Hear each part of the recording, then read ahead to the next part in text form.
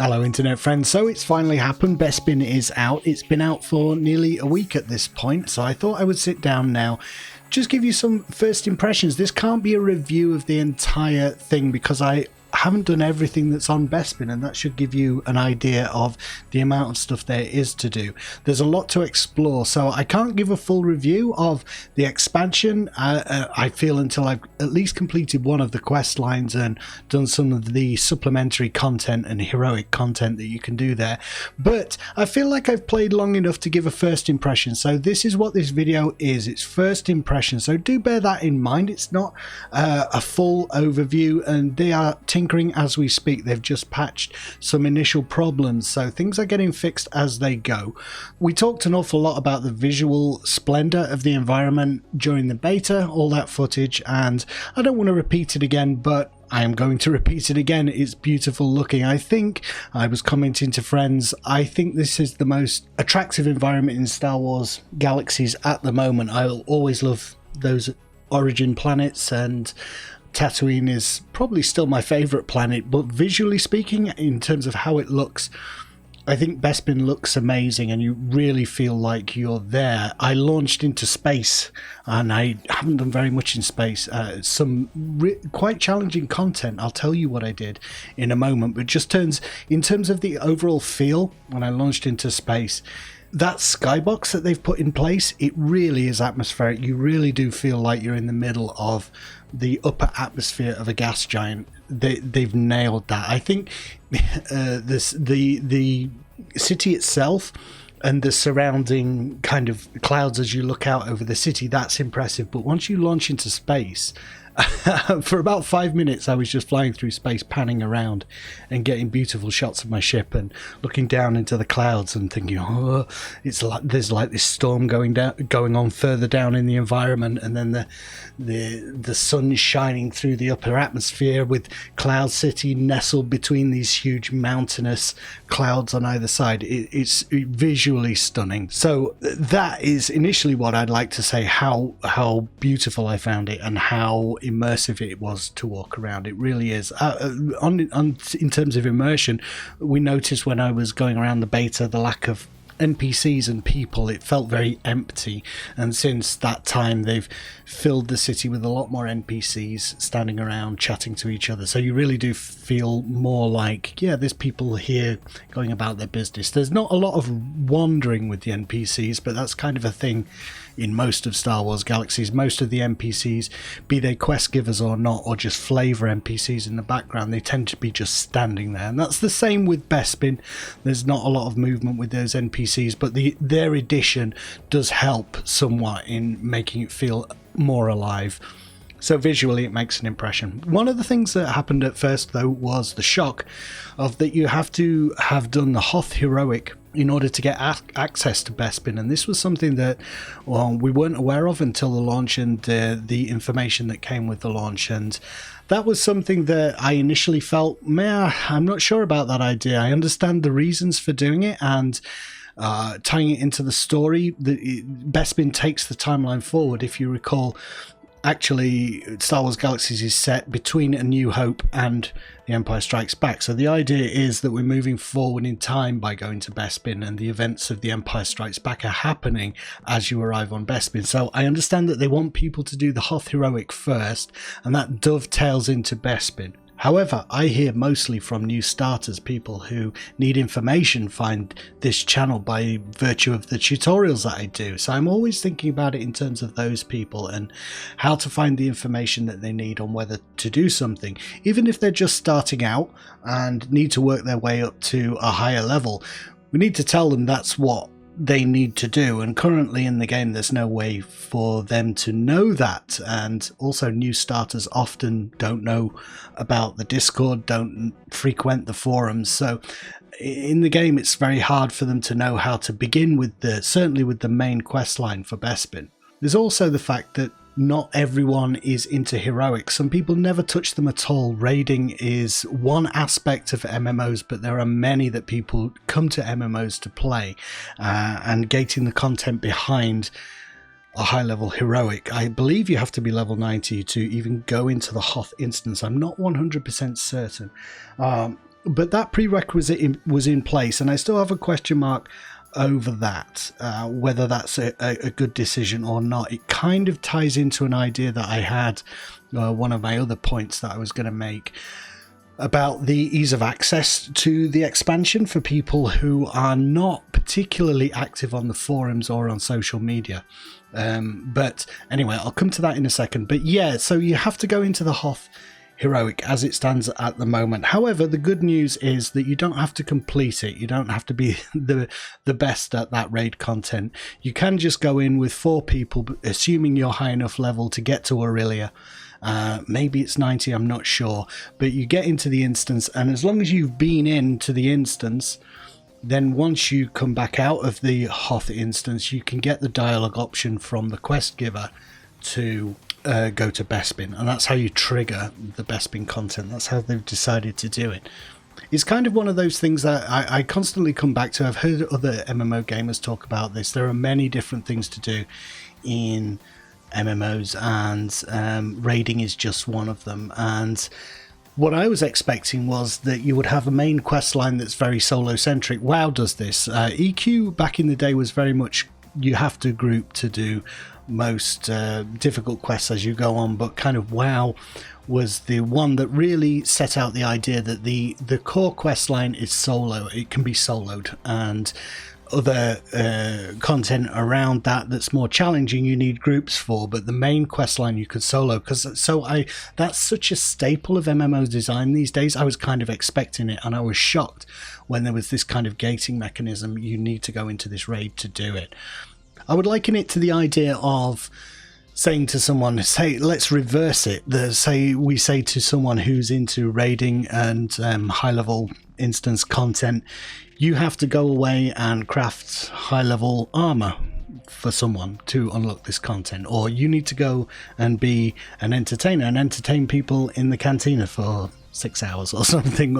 You have to engage in a part of the game that you don't necessarily, that isn't your bag, in order to access this content. That's what you're kind of asking people who are not raiders to do. I would argue that's not necessarily fair, and I'm not sure why it's needed. We all know the plot of Star Wars. We've all watched the movies. I don't think we need to prove it by going into the Hoth instance that we know where the storyline is going, in my opinion. A supplementary point, and I really didn't want to do this because I've immediately gone into criticisms of the content. I will come back to the stuff that I've enjoyed. I've had an immense amount of fun, but it does tie into this point, and it'll be weird if I come back to it later. So the idea that that is how you access the content, there's currently no way to know that in game organically through playing the game. Bespin appears on the space map, and you can fly to Bespin. Anyone can fly to Bespin. You don't have to do that raid content to get to Bespin. You have to do the raid content to do the main quest line. However, you have Bespin there, and people will be flying there, but they don't know how to trigger that content. There's no quest text in the game. There's no NPC that tells you what to do. So that's another addition that I feel is needed. It's as simple as when you first arrive, there is an NPC very near the starport with a little exclamation mark over his head, and he immediately gives you a space quest. So as soon as you leave, as soon as you've arrived on the shuttle, you've got that quest, you've got some direction. In terms of the main quest, and that's a space quest, so you can launch into space and engage in that quest. It tells you what to do, but there's no equivalent NPC for the main quest line, either on Bespin or anywhere else, somewhere high profile, like on Mos Eisley, like in literally where you arrive on Mos Eisley for new starters to say, I want to do the quest on Bespin. How do I do it? Currently, the only way to find that information is to ask around. All right, it's a social MMO, and we can always ask around. Or you could do your research outside the game. Yeah, absolutely, you can always do that. But should you have to? Shouldn't there be a really obvious direction in the game, an NPC telling you how to do these things? I would argue that there should be, and it should be there when you arrive on Bespin at that starport. The first NPC you see with all the questions that people have. How do I do the quest line? Where do I go to do the quest line?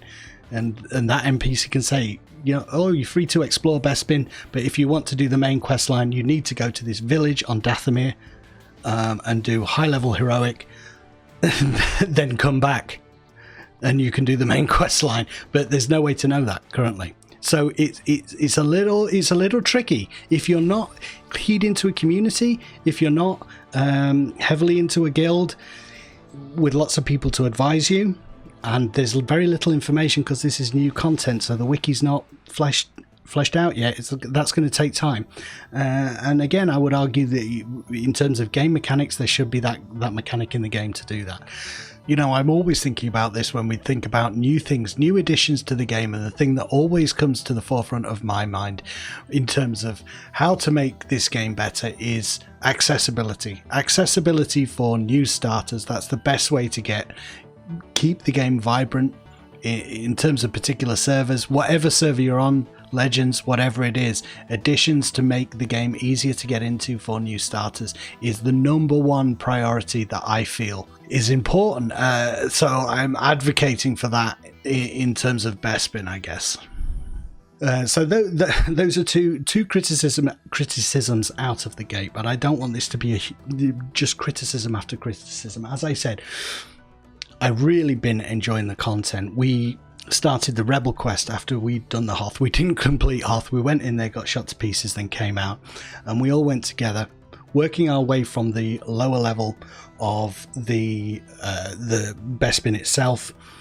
I don't want to spoil the quest, but you discover that the rebels are in the industrial zone and they're trying to get a footing and trying to get some influence in Bespin, but they're being sabotaged, and you have to uncover who's doing this and help them establish themselves in the kind of underbelly of Bespin. And it's really interesting, and I would definitely advise doing it in a group. This is something that they're tweaking. As I said, the patch notes are out and they have already tweaked the spawn rate of some of these things, but it's going to be very difficult in solo to progress too far in the quest line. And we had this several times when people were trying to do this solo, because of the nature of most of the enemies are high level, and they also are clustered together very closely together.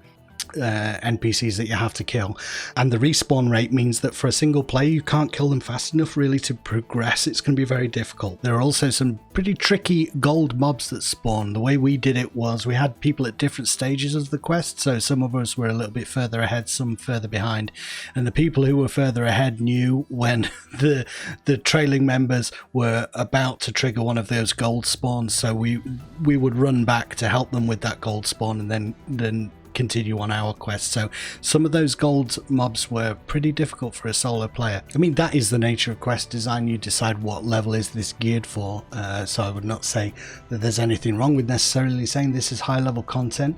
However, you know, I wouldn't say it's a prerequisite for a group. Some classes are going to be okay. If you're a tanky class, you've got some defenses, you'll fare better than the more squishy classes, obviously, and it might well be doable solo. But just be aware of that as you're working through these things. So like I say, we got to about halfway. I feel like we're about halfway through the quest line, but I'm not exactly sure yet. I've not talked to anyone who's completed it. Well, I talked to one person who didn't tell me anything about what happens in the quest line, but they said there's a nice reward at the end. You get, in terms of rewards, you do get the armor as you go, the rebel armor, so I assume that's the same for the Imperial side. You get some nice speeders and other little trinkets as you're going, some environmental items, you know, things that you use throughout the course of the quest line that I always like to collect just to be decorations and little mementos of what you've been doing. In terms of the work that's been done on this quest line, actually we weren't able to see it when in the beta, so this has all been implemented in the 6 months since we last saw behind the scenes, and most of it is flowing pretty well. There are a couple of bugs. There was a bug where it was an escort mission, but the NPC wouldn't follow us, but it wasn't game breaking. He just didn't come with us, so it was just a little bit confusing, and we had to leave him behind and then just go to to the destination, and then the quest updated. So there are a couple of bugs there that need to be ironed out, and then you work your way up from the industrial zone, the mining zones, onto the surface. And once you get to the surface, the general consensus in the group that I was with was that the flavor text, which in my previous video I was talking about the kind of novelistic approach to the dialogue, it wasn't too wordy, but what we did find was that there was a lot of back and forth, and traveling from NPC of one side of the city all the way back, sometimes back down to the very depths of the industrial zone to talk to an NPC, and then that NPC would send you immediately back pretty much to where you'd just come from. So a lot of back and forth, and I don't know how much of that could be cut down a little bit. I understand that they want you to get a lay of the land, and someone very astutely said this is all geared to have you learn the environment of Bespin, and I get that. But once it had happened 3 or 4 times, it's kind of, yeah, I know this environment now. This is just superfluous, because there is a mechanic. If you remember, if you've done the legacy quest, the very early content for Galaxies, they do this thing where the NPCs will contact you via comlink, so that you don't have to keep, when you get to the end of a quest line, you don't have to run back to the NPC to get the next stage of the quest. And it's a really cool thing that was started in the legacy quest line to cut down on the back and forth. And even the legacy quest line at some point stops doing that. The early quests do it, and then the later quests, they get a bit you just needless legwork, and I think that's a really good way around it. Just have the NPC comm you rather than having to go back all that way. But that was the general consensus I was getting. I was kind of like, I'm feeling this, but this is why I was glad to do it in a group, because I could get the feeling of everyone that was around me, and the feeling that I got was that people were getting frustrated with going with the back and forth. So be mindful of that. I don't know if this is something that is by design or might be looked at later. I'm just trying to think of the things that came to mind as we were doing the quest line. The other thing with the Rebel quest line was that there was a lot of killing of rogue droids.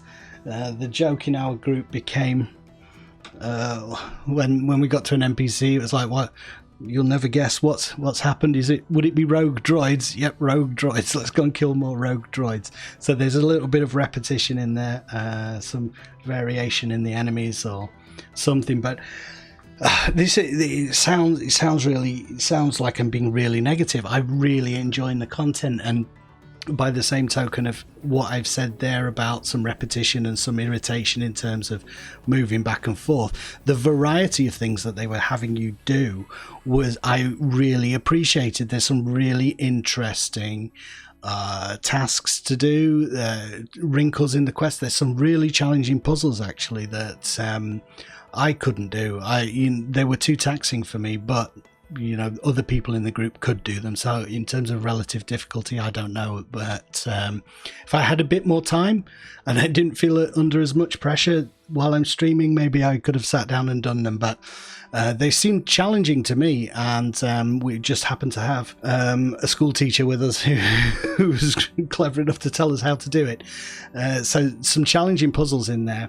And then in terms of the space environment, like I said, visually I took off into space and was bowled over by how it looked and felt to fly around in the atmosphere of Bespin. That holds true.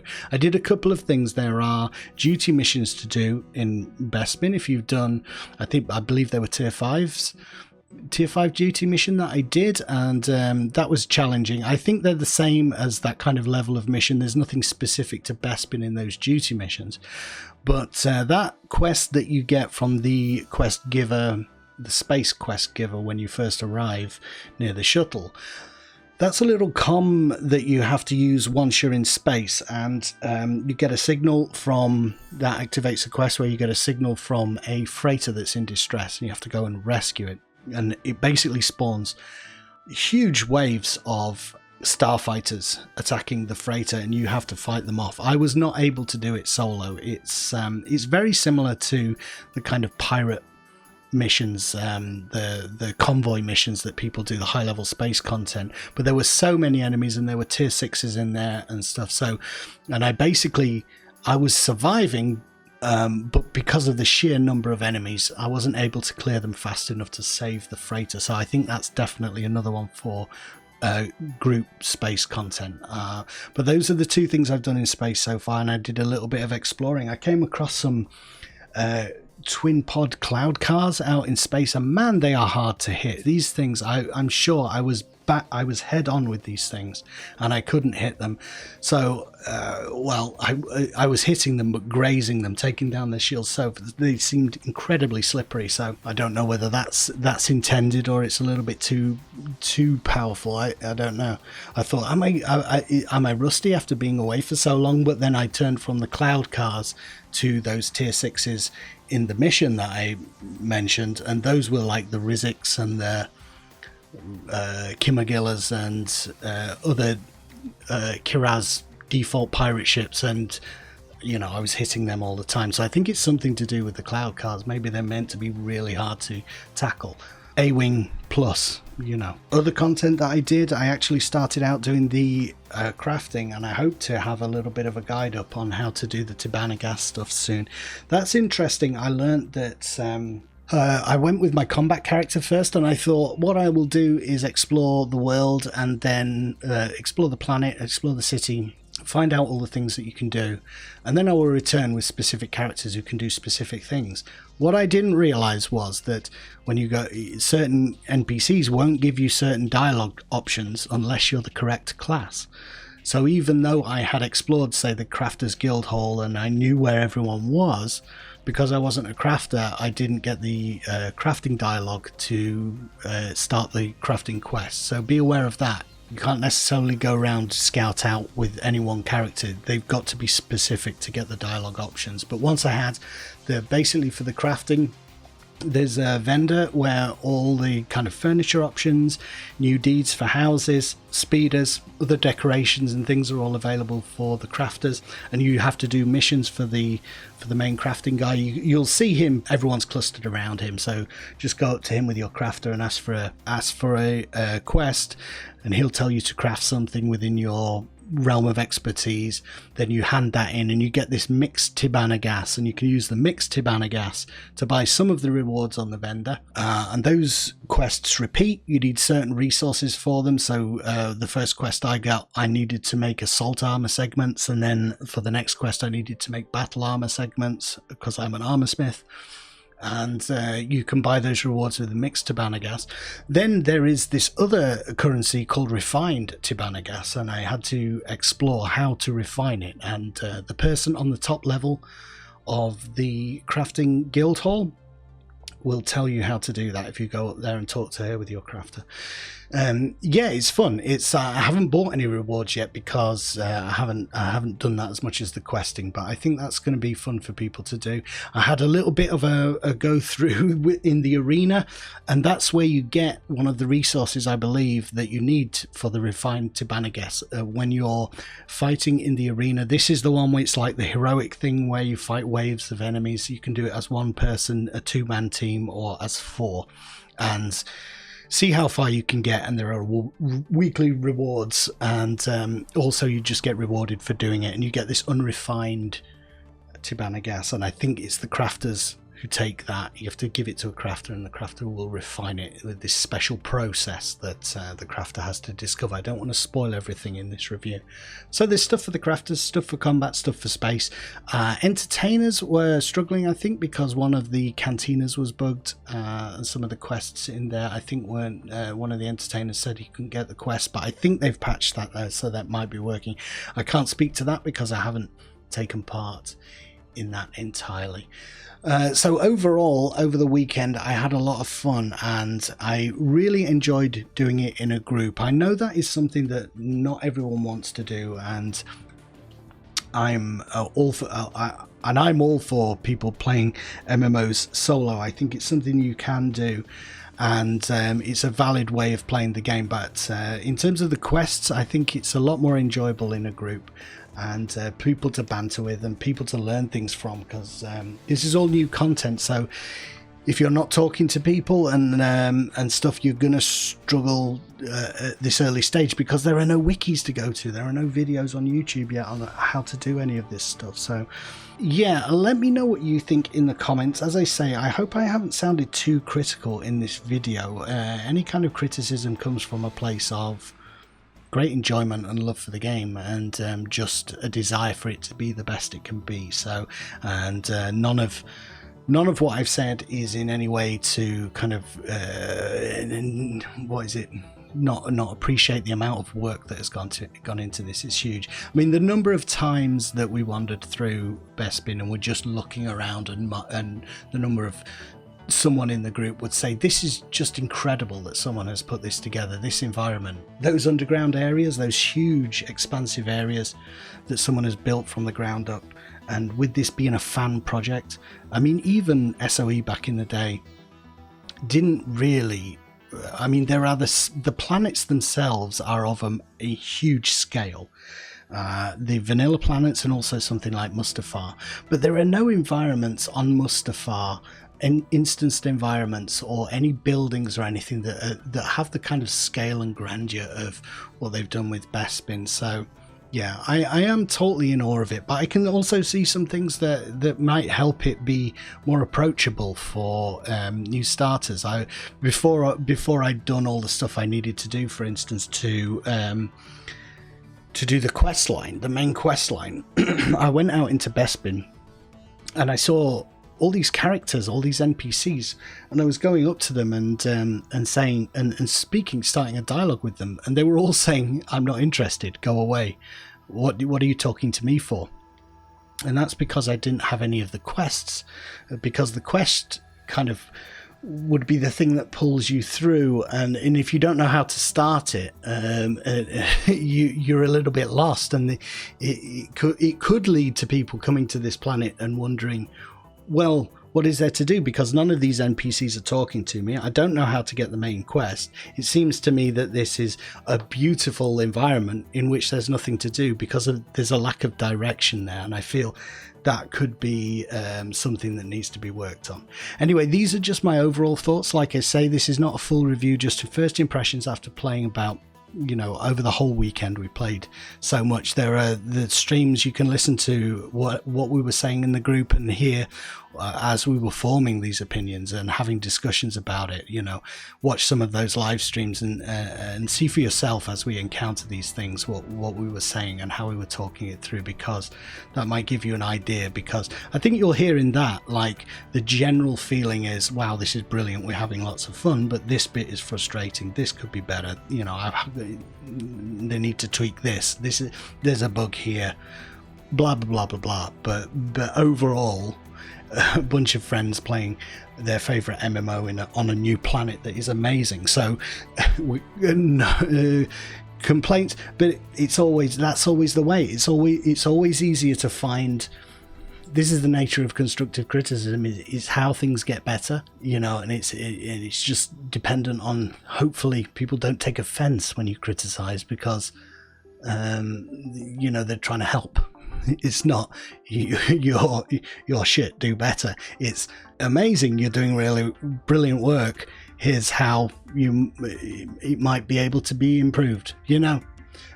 So that's where I'm coming from with it. All right, guys, let me know, as I say, let me know your comments about your experiences so far in Bespin. Thank you for watching. As people were saying over the weekend, it was nice to receive so many messages saying glad you're back. I don't feel like I've gone anywhere really. I've been here listening, watching what people are saying. But someone was saying, yeah, it has been 5 months since I made that taking a break video. But yeah, I'm just planning to do videos when I feel like it, stream when I feel like it. And if you're around, I would very much enjoy you joining. And as always, I appreciate the support, and thank you to the Legends team for doing such an amazing job with this expansion. It's fantastic. All right, take care, guys. Bye for now.